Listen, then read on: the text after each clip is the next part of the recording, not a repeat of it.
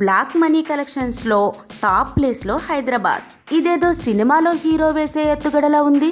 అడ్డంగా black money సంపాదించే వాళ్ళని పట్టుకోవడం కష్టమని అనిపించిందో ఏంటో గవర్నమెంట్ ఒక స్కీమ్ ప్రకటించింది. దీని పేరు ఇన్కమ్ డిక్లరేషన్ స్కీమ్. ఎవరైనా కోటీశ్వర్లు తమ బ్లాక్ మనీని డిక్లేర్ చేయవచ్చు, వాళ్ళ వివరాలు గోప్యంగా ఉంచుతాం అని కూడా ప్రకటించింది. అంతేకాదు 45% డిస్కౌంట్ కూడా ఉందని వెల్లడించింది.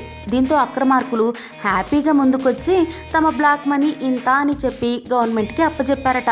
అలా అప్పచెప్పగా వచ్చిన దాదాపు 30,000 కోట్ల వరకు కలెక్షన్లు వచ్చాయట.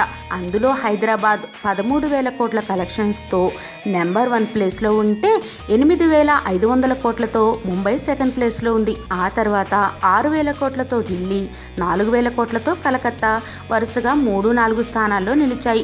లాస్ట్ టైం ఏపీ, తెలంగాణలు 14వ స్థానంలో ఉంటే ఈసారి ఫస్ట్ ప్లేస్కి వచ్చింది అంటే అక్రమార్కులు ఎంతమంది ఉన్నారో అర్థమవుతుంది. ఇంకో ఆసక్తికరమైన విషయం ఏంటంటే హైదరాబాద్కి వచ్చిన 13,000 కోట్ల కలెక్షన్స్లో అందరివి కలిపి 3,000 కోట్లు వస్తే ఒక వ్యక్తి నుంచి 10,000 కోట్లు వచ్చాయి.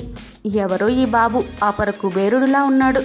ఇంకా ఎవరైనా ఉంటే ఇచ్చేయండి బాబు, మీకు మీరుగా వచ్చి ఇస్తే 45% డిస్కౌంట్ ఉంటుంది, లేదంటే జైలు శిక్ష.